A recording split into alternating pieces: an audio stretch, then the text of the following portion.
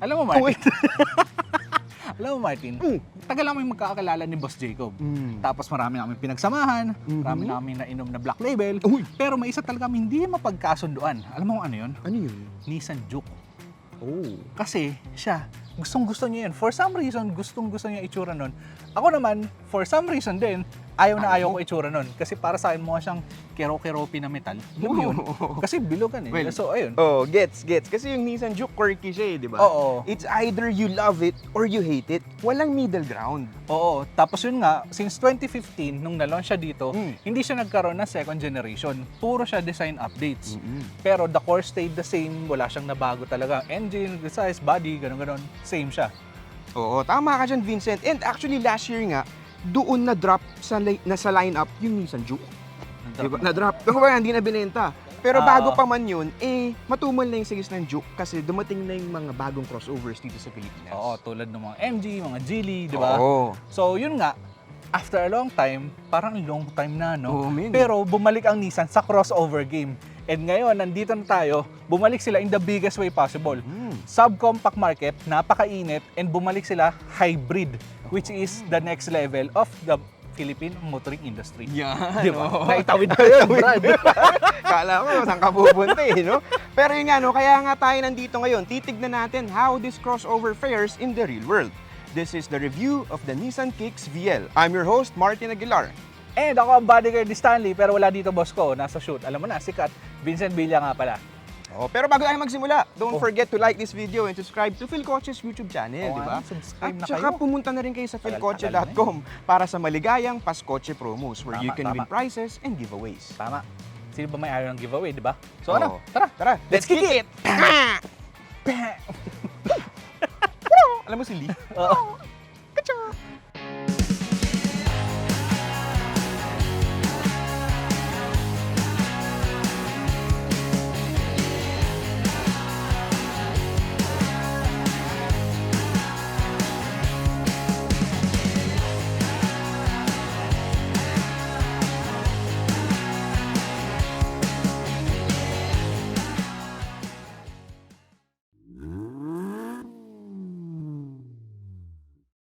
Kotse ba?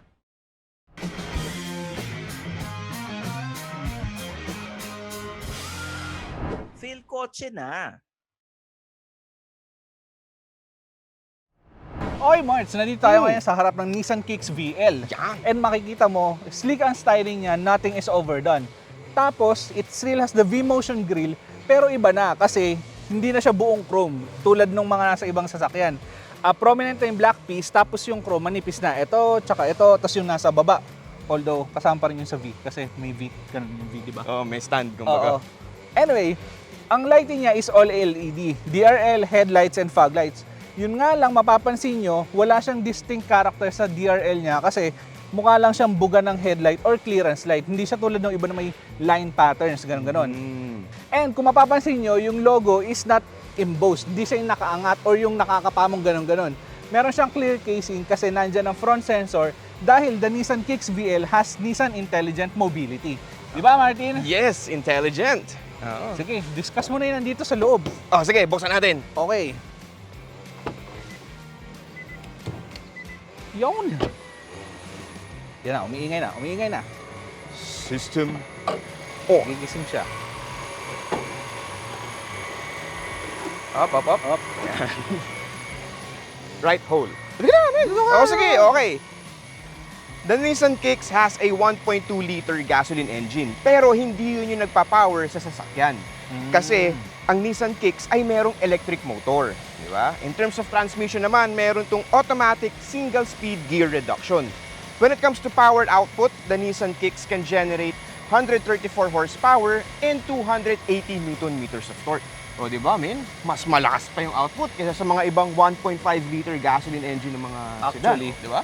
Pero medyo backtrack lang tayo. Bakit hindi yung combustion engine ang nagpa-power sa wheels? Kasi ibang hybrid naman, Oo. di ba? Nakakabit pa rin sa engine. Well, kasi gantihan, Vincent. Yun yung purpose ng Nissan e-Power.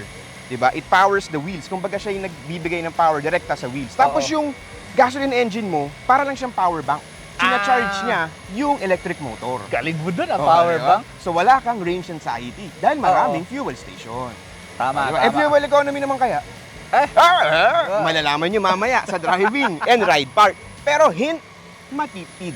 Sobrang tipid. Oh, sara ko muna. Sige. Okay. Saan gilid? Okay.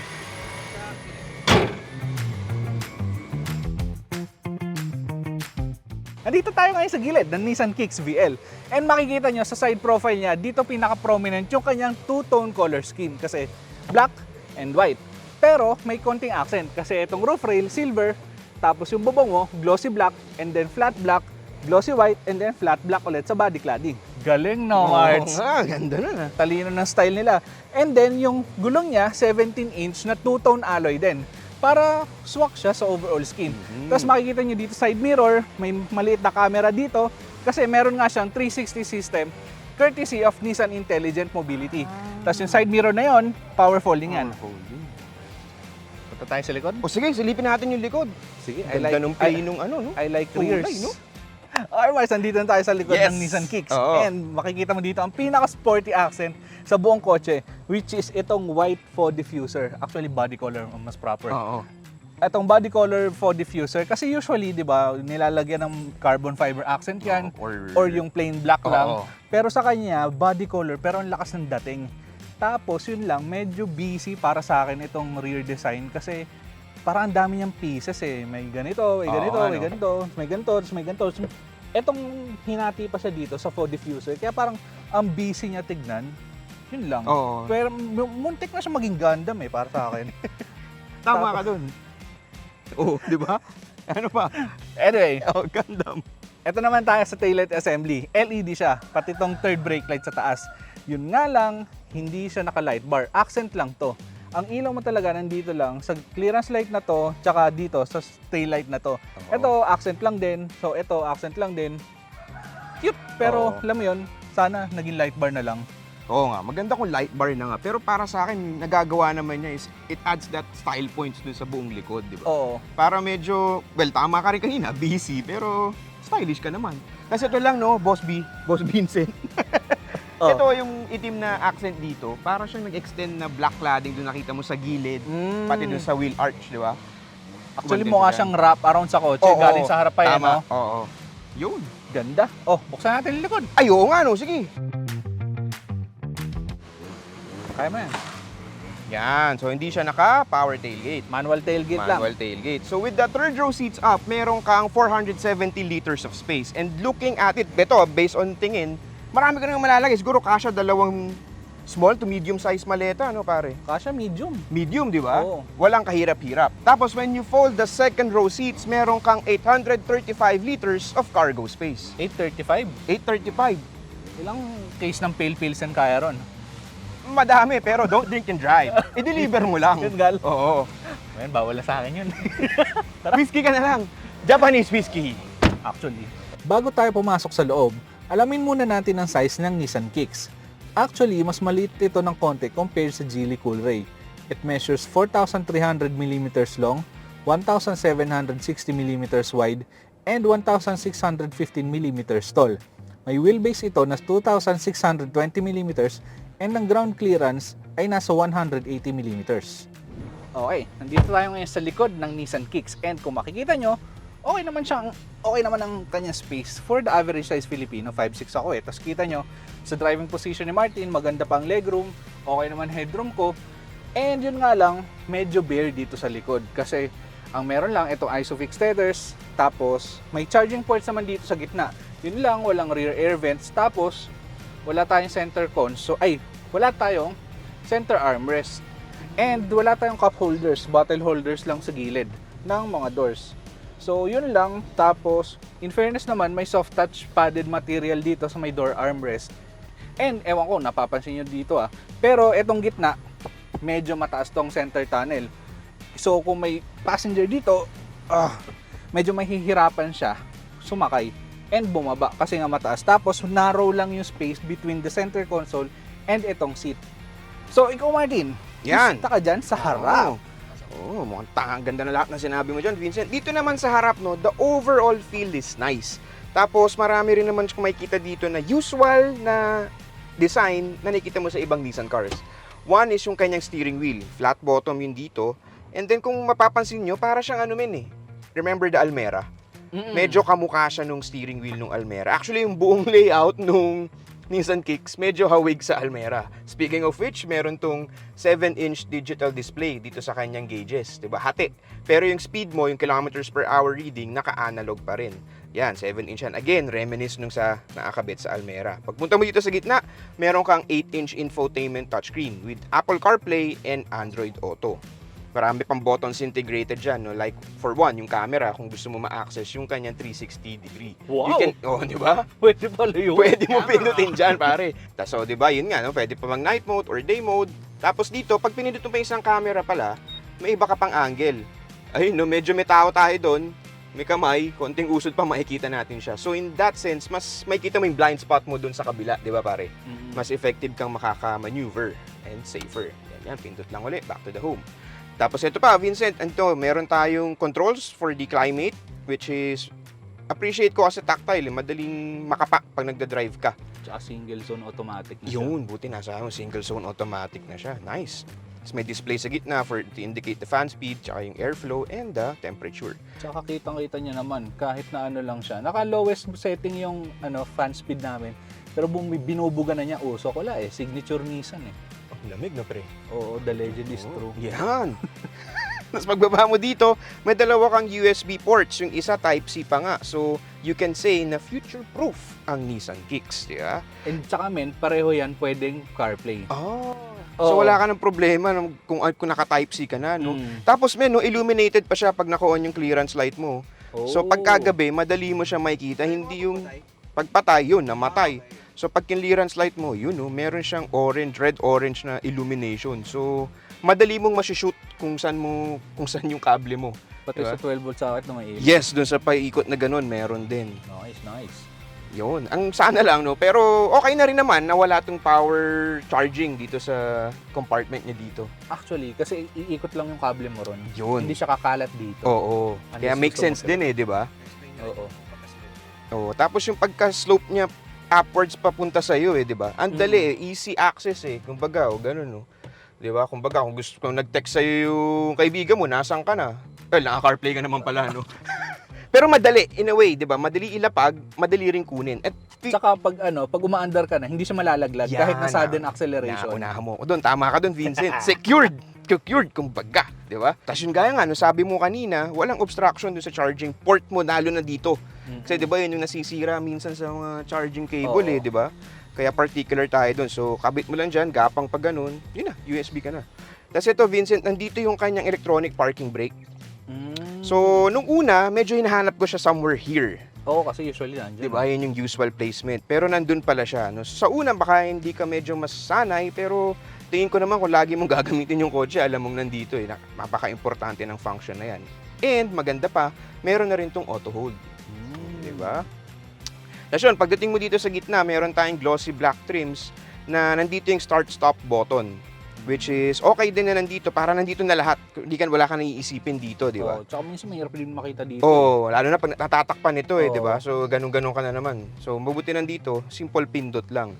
Tapos ito, yung kanyang shifter unique, kakaiba siya Kasi, para siyang, ano ba to? Bagong mouse. Di ba? Yung social na mouse na Bluetooth. Oo, siyang mouse. Oo, di ba? Yung sa mga yung ginagamit ni Stanley. Teleprompter, pwede rin, pwede, oo. Pero napansin ko lang, Vincent, medyo maliit siya para sa kamay ko.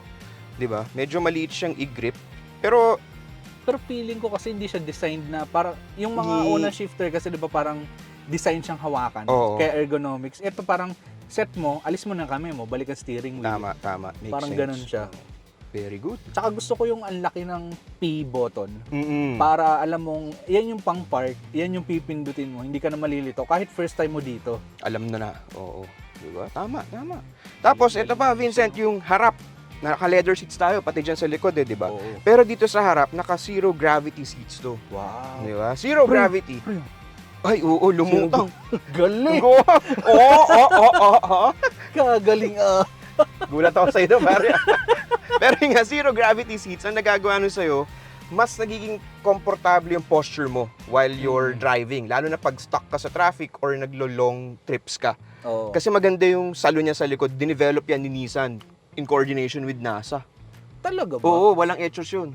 Talaga? Oo. Kung mali, comment nyo na lang na. Well, in my experience naman, comfortable talaga siya.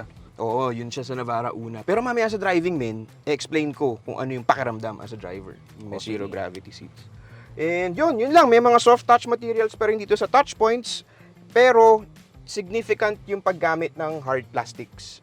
Diba? Which is common naman sa segment kung saan kasali itong Nissan Kicks. And bago tayo maglayas, tignan muna natin ang tech and safety ng Nissan Kicks VL. It has 6 airbags, ABS with EBD and brake assist, vehicle dynamic control, and rear parking sensors. Pero meron din itong Nissan Intelligent Mobility that includes a round view monitor with moving object detection, forward collision warning, emergency braking, driver attention alert, hill start assist, and e-pedal step. So, andito tayo ngayon sa Nissan Kicks VL, dinadrive ni Martin. Pero bago niya i-share ang kanyang thoughts and kanyang opinions about the car, ako muna dito, si Mes Heart muna. Anyway, ba't yung natawanan? Bless heart! Wala kay heart ko. Anyway, dito sa likod, nasabi ko nga kanina, di ba, mataas yung center tunnel. Actually, medyo bothersome pala siya to a degree kapag nandito ka, kahit hindi ko yung nasa gitna. Kasi mataas na siya, tapos medyo malapad din. So, medyo limited, nagiging limited yung ano ko, foot room. Tapos, hindi naging problem yung wala siyang rear air vents. Kasi, surprisingly, sobrang lamig. Actually, hindi na surprisingly. The legends are true. Sabi ko nga kanina, ang lamig ng aircon galing sa center air vents sa dashboard. So, tumatago siya dito sa likod and hindi na talaga kailangan ng rear air vents. And actually, medyo hindi rin okay kasi ang lamig ng aircon. Kung may rear air vents dito, manlalamig yung or ewan ko, oy, sensor niya na. Anyway, ang pinaka nakakamiss, nilamok. Oo nga, hindi ko mahuli. Ang pinaka nakakamiss dito sa likod is the lack of center armrest. Okay lang sa akin kahit walang cup holder sa armrest eh. Sana nalagyan nila kasi tulad nito ngayon, lumiko lang si Martin. Medyo gusto ko nang makakapitan na alam mo yun, yung nandito lang ako sa baba. Hindi ako hawak dito, hindi ako hawak dito. Gamay kalso, men. Oo, may ganun lang para alam mo yun, mas chill. And then, ang isa pang nalaman namin dito, isa pa namin napag-alaman, ayon sa aming mga reporter, itong sitting position dito, okay naman sana, kaso yung backrest, medyo too straight siya for our liking. Siguro okay siya sa mga kadete or yung mga prim and proper na straight back, pero para sa amin na may mga kuba, medyo uncomfy siya for a long ride. Feeling namin Tapos, ang pinaka nagustuhan ko rito sa likod is meron siyang dedicated USB charging ports. Sa iba kasi, nakalagay lang charging ports. Pag nagsaksa ka, sobrang bagal ang charging. Dito, pag nagsaksa ka, dahil charging port talaga siya, meron siyang konting boost ng power. Hindi siya fast charging for an iPhone or Android, pero hindi rin siya kasing bagal ng normal USB charger. So, mas okay siya kahit hindi ka magdala ng power bank, or kung mag-charge ka ng power bank mo, okay dito habang ginagamit mo phone mo. So, yun ang report dito sa rear. Kamusta ka dyan sa front, Martin, sir? Yun. Maraming salamat, Master Vincent. Dito sa harap, syempre ako nagda-drive, kaya nga sa harap eh. Well, ang una ko napansin is yung characteristic nitong Nissan Kicks when you're driving it, men. Kasi masunurin eh. And it has that sporty, athletic appeal or athletic feel when you're driving the car. Oo. Sarap din niya iliko, tapos yung steering wheel niya, konting pitik mo lang, susunod yung kotse sa'yo. Yun nga, in that sense, masunurin yung sasakyan. Pero di ba, it's quick even though naka-electric motor siya, nagpa-power sa wheels. Man, you can feel the grunt and you can feel the pull ng engine. Lalo na yung torque pull niya, instant kumbaga eh. Ewan ko sa inyo, pare, kung naramdaman niyo. Pero ako, while driving around, yun talaga yung umangat para sa akin. Yung power delivery, pati yung throttle response ni Nissan Kicks is good, men. Actually. Di ba? I mean, konting apak mo lang, instantly mafe-feel mo yung power. Lalo na kung naka-sport mode ka, di ba? And speaking of drive modes, meron tong eco, tsaka sport, tsaka normal, no? Ngayon, pagka naka-sport at eco mode ka, doon gagana yung e-pedal step na feature nitong Nissan Kicks. So, ano ba yung e-pedal step? Well, bago tayo maging technical, isipin mo na lang nung bata kapag sumasakay ka ng bump car, yung Oo. bumper car sa Carnival or sa kung saan man, yun lang yung ino-operate mo to speed up and to slow down. Kapag binitawan mo yung accelerator, inangat mo yung paa mo, automatic babagal yung Nissan Kicks. Ayan, no, gaya na nangyayari ngayon. Oo. And then when you step on it, aandar siya uli. Para nga siyang bumper car or kung medyo social ka, golf cart, mga ganyan. Oo. Di ba? Ang benefit kasi nun, usually kasi 'di ba, ang gas pedal mo mas mababa kaysa sa brake pedal. So kung hindi mo kailangan mag-brake, gumaganon-ganon ka lang sa gas, hindi lumilipat paa mo, less fatigue siya sa leg. Oo. Pero Martin, nalaman ko dito, hindi mapapahinto ng e-pedal ang Nissan Kicks. Yes. Unless nasa ganitong kunyaring slight incline, pero kung straight road, hindi siya hihinto. Parang as slow as 4 kilometers per hour, nagro-roll lang Nag-roll ako. pa. Oo. Kailangan pa rin apakan yung preno for full stop. Oo. Di ba? And siguro kung nagtataka ka, ano yung magiging feel nun sa'yo pa nagda-drive ka? Kasi counterintuitive siya pare, sa muscle memory mo di ba?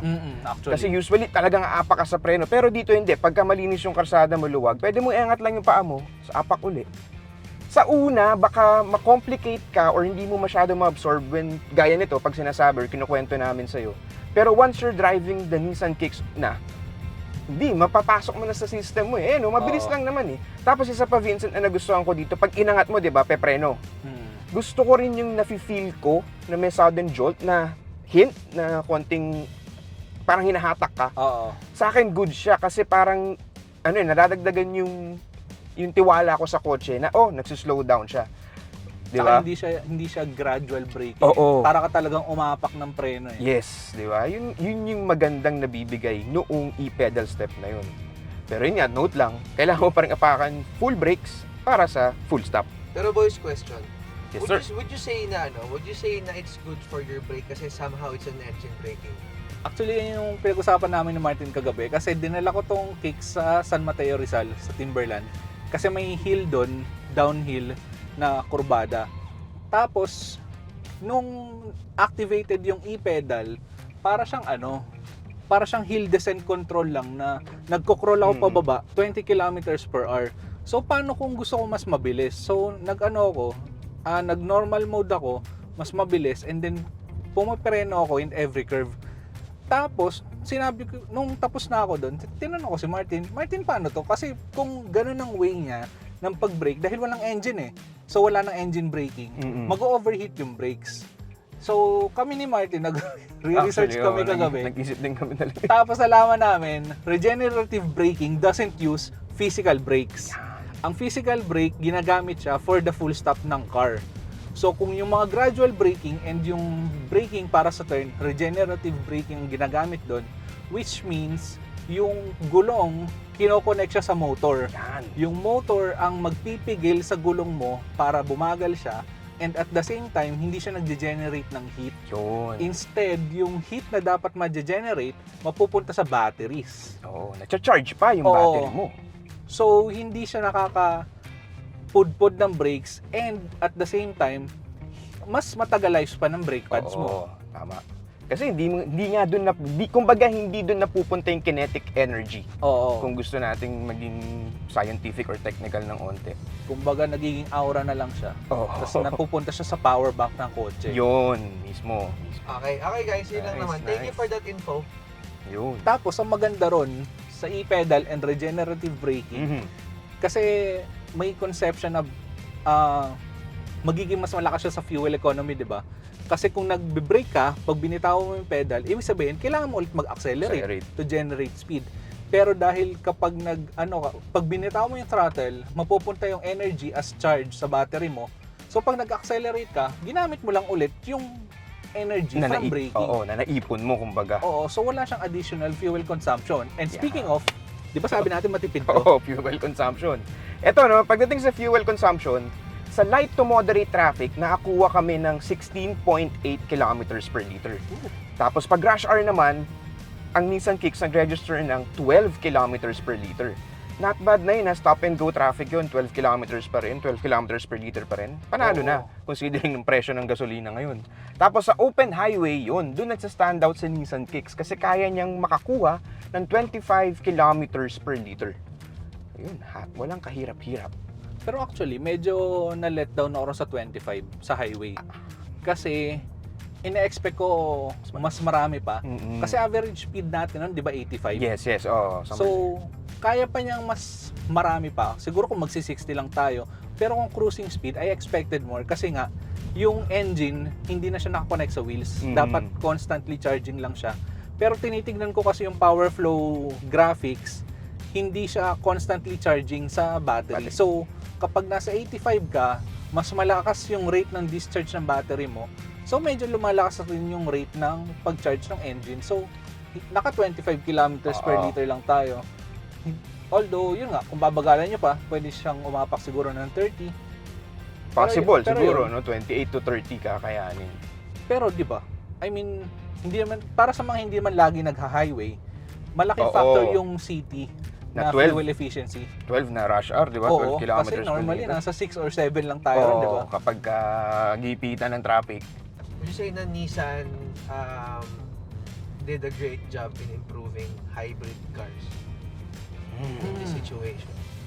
Ang ganda naman ng tanong mo, Direct Ikaw, Chris. Mark. Ako honestly, oo. Kasi itong Nissan Kicks, hindi lang naman siya meant to be the usual hybrid na alam na natin eh. Kasi ang nagpa-power dito sa Kicks basically is yung electric motor, di ba? Yung gasoline engine mo, china-charge lang niya yung electric motor mo para hindi ka madulobat. In that sense, ang ginawa ni Nissan is parang one step further, one step forward for you to realize yung benefits kung ano ang driving na makukuha mo pagka naka-electric vehicle ka. Yun for me. Kaya for me, maganda yung ginawa ni Nissan dito sa Nissan Kicks. And napapanahon sa Pilipinas. Kasi yung EV infrastructure dito, yung electric vehicle infrastructure sa Pilipinas, pausbong pa lang. Mas marami pa ring fuel stations. Aminado tayong lahat dyan. So, yun yung natatanggal niya sa buyer or sa isang tao, yung range anxiety. Kasi, yun nga sabi ko, yung gasoline engine yung nagcha-charge sa electric motors.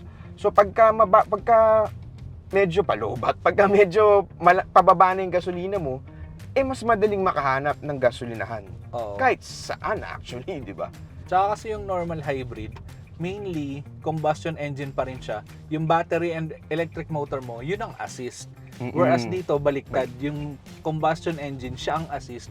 Ang main power, ang main na nagpapatakbo sa kotse is the electric motor. So, para talaga siyang one step closer experience to an all-electric vehicle. Tsaka, di ba naka-single speed transmission to? So, parang sa electric cars din yun eh. So, talagang one step closer ka dito sa Nissan Kicks. And, very attainable price point. Well, Actually, di-discuss natin mamaya. Attainable, enticing, di ba? Maraming na-offer yung sasakyan na to. Pati ano pare, coding, you don't have coding man. Oo. Yun nga lang, maliit yung e-powers. Sana nilakayan nila sa gilid para kita agad na yun.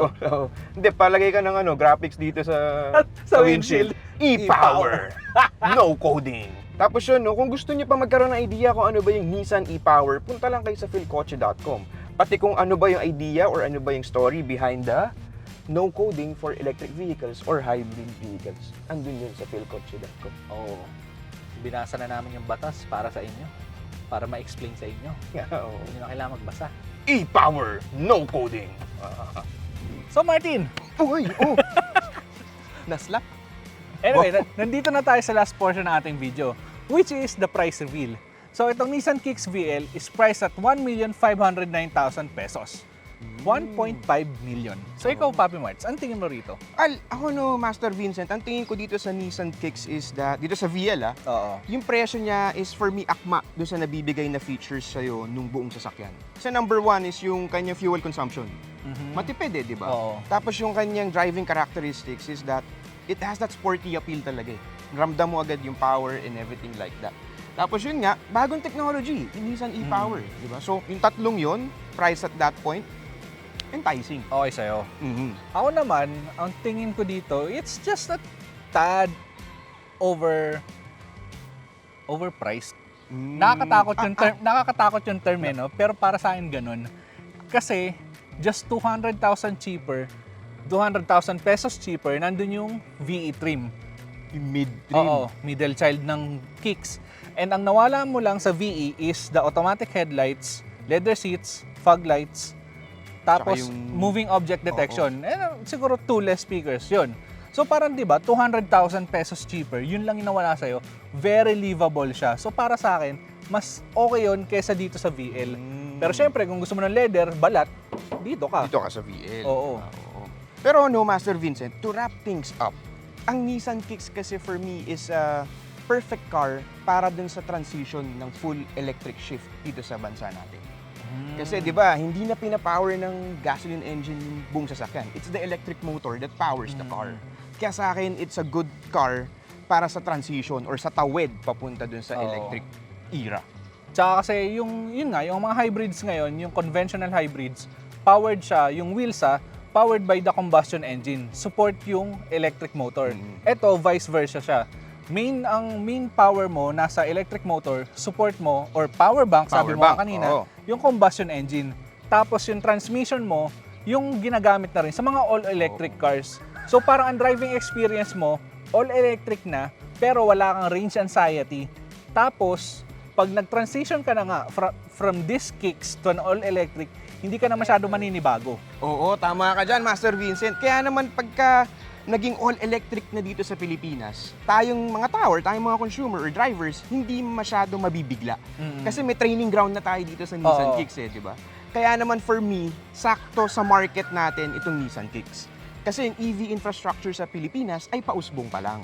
Di ba? Mas marami pa rin gasolinahan, kaya nga yung sabi mo kanina, itong Kicks, nag-eliminate niya yung range anxiety. Unlike sa ibang bansa like the US, even Japan, Oo. na talagang prominent na or talamak na yung electric vehicles. Diba? Dito kasi sa Pilipinas, papunta pa lang tayo dun eh. Kaya para sa akin, itong Nissan Kicks is one of the perfect cars that can kickstart the electric shift dito sa Pilipinas. Nox! Pasok! Pasok! English! Grabe, dinakdak. Kaya mo yung Ben Simmons? Di ba kaya yun? Parang nagka-blood clot ako dun ah. Anyway, my name is Martin Aguilar, ang yung cambio boy next door. And I'm Vincent Villa. Wala na akong designation. Actually, hindi na ako taga-Pilcoche. Joke lang. O paano ba yan? Kita kasi lang tayo ulit sa next video. Bye-bye! Tara men! Kicks! Kicks! Kicks! Ano pa? Parang nagtatekwondo ah. Parang no rice. Oh, di ba? Parang ganito na yung Vincent eh. Pang diet tayo. Less rice muna. Tapos no rice. Parang si Stanley. Oh, Meat. Pescatarian. Arian. Di ba pescatarian fish pa? Oh, fish. Oh, tapos naging vegan. Tapos ngayon, host na. Ang galing. Sipain tayo nun. Gaya sa smoking. Di ba? Pag after mo mag-smoke, mag-vape ka. After mo mag-vape, mag-quit ka na. Tapos pag nag-quit ka na, inom ka naman. Basta healthy living, drink in Oo. moderation, and all of that. Thanks for watching. For the latest news, reviews, and anything you want to know about cars and car ownership, visit philcoche.com. Follow us on YouTube, Facebook, Instagram, and Spotify para hindi ka huli sa usapan.